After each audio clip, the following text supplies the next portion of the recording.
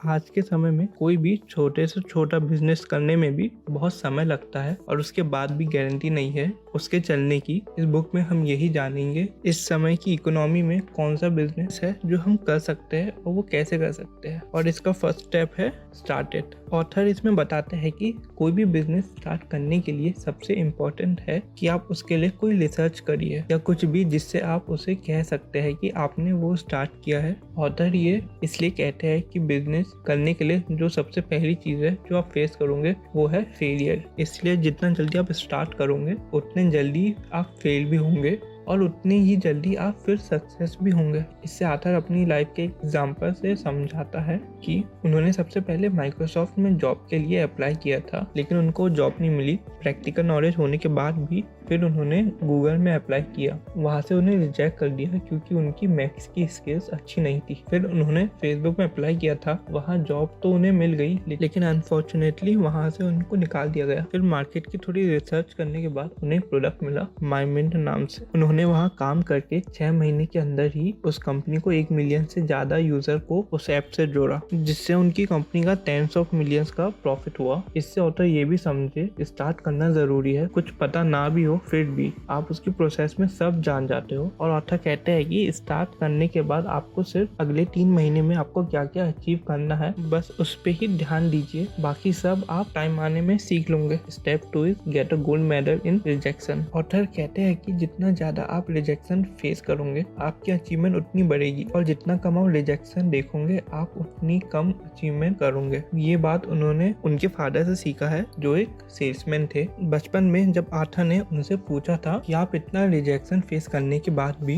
कैसे उसे हैंडल करते हो, तो उन्होंने कहा मैं हर हफ्ते 100 रिजेक्शन का टारगेट रखता हूँ, क्योंकि 100 रिजेक्शन में बहुत लोग वो भी होते हैं जो वो प्रोडक्ट खरीदते हैं और रिजेक्शन होते होते वो और अच्छे होते जाते हैं उनके काम में। As a normal human being हमें सिर्फ 2 से 3 रिजेक्शन की ही आदत है। उससे मुझे एक बात याद आई कि जाकिर खान, उन्होंने एक बार बोला था अगर आपको जिंदगी में कुछ भी बड़ा करना है तो रिजेक्शन तो क्या, बेइज्जती और लोग भी आप पे हंसेंगे, बस आप करते रहना। जाकिर खान ने ये भी बोला था कि बहुत मेहनत करो, मुझे भी सक्सेस मिली है और आपको भी मिलेगी। Step 3 is build it.